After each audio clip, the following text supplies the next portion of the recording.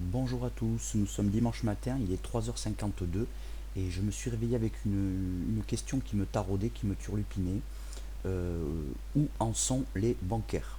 Eh oui, il y en a qui se réveillent en se demandant ce qu'ils vont faire à manger et d'autres où en sont les bancaires. Alors pourquoi? La genèse de cette question est intéressante. J'ai eu une discussion fort intéressante ce week-end avec un ancien cadre du service bancaire et on a parlé entre autres de cette fameuse crise des subprimes. Suite à quoi, hasard de la vie, quelqu'un m'envoie un mail et me dit tiens, j'ai trouvé un triangle sur le journalier, sur les bancaires. On est sorti par le haut, qu'est-ce que vous en pensez? Voilà. Et donc, je me suis dit mais au fait, mais où en sont vraiment les bancaires? Euh, Quelle est la situation des bancaires?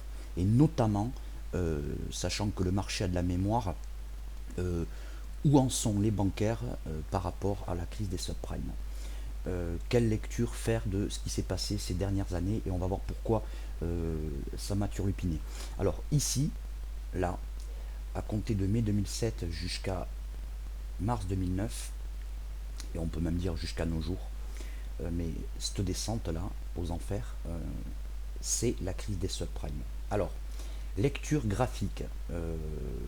Tout va pour le mieux dans le meilleur des mondes. Le RSI était au-dessus de la zone de neutralité. Et donc en novembre 2007, ça y est, c'est la crise des subprimes. Euh, et le RSI passe sous la zone de neutralité et n'en bougera plus.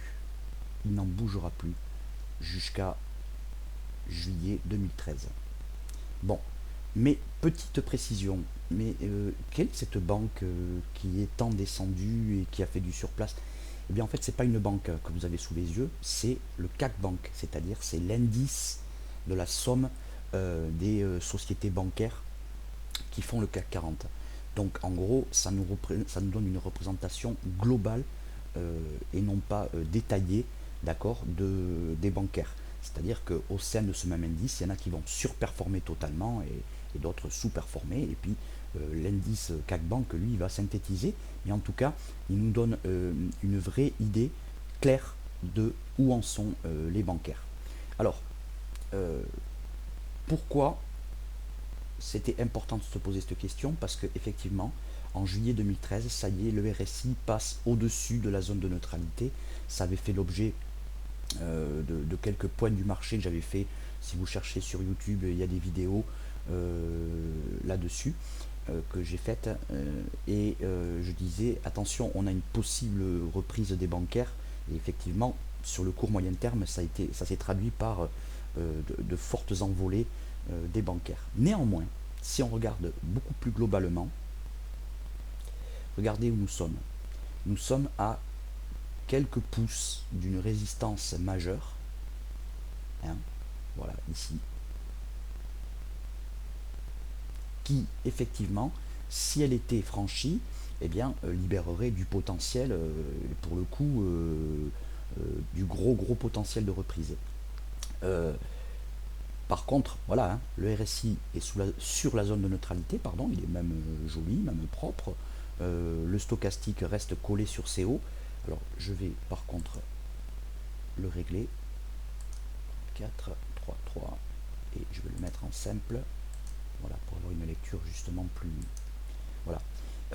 Et donc, mais par contre, nous n'avons pas franchi encore cette fameuse zone des 700 ici. Alors, on va les zoomer en hebdo pour voilà, avoir une vue euh, un peu plus détaillée. Regardez, nous sommes toujours ici, toujours dans une situation de range. Hein. Le RSI, il est au-dessus de la zone de neutralité. Des achats court terme, très court terme, oui, oui, évidemment, pourquoi pas. Hein. Il n'y a pas de souci. Ceux qui sont à l'achat depuis le plus bas, ils n'ont pas euh, souci à se faire. Ceci étant, attention, on n'est toujours pas sorti ici de cette zone des 640-50, hein, on peut dire 50, qui enverrait un très fort signal et dégagerait un potentiel euh, très important. Alors je vais mettre une alerte, voilà. Et voilà. Donc vous voyez, c'est histoire d'y voir un peu plus clair quand on comprend pas trop dans le chaos inhérent à la situation actuelle, occasionné par divers gros problèmes avec la Grèce, l'Ukraine et compagnie, ben, ça nous permet d'avoir une idée un peu plus, comment dire, globale, et en tout cas un peu plus technique, et moins chaotique. Voilà, c'était juste pour dire que du potentiel, il en reste, mais il n'est pas encore dégagé, il n'y a pas encore le signal, et ça va se faire dans les jours qui viennent, mais il faut rester euh, tout à fait conscient du fait que nous sommes toujours sur le court moyen terme, toujours dans un range euh, dont la cassure n'est pas encore faite. Voilà, c'est tout pour le moment, j'espère que ça aide et je vous dis à bientôt.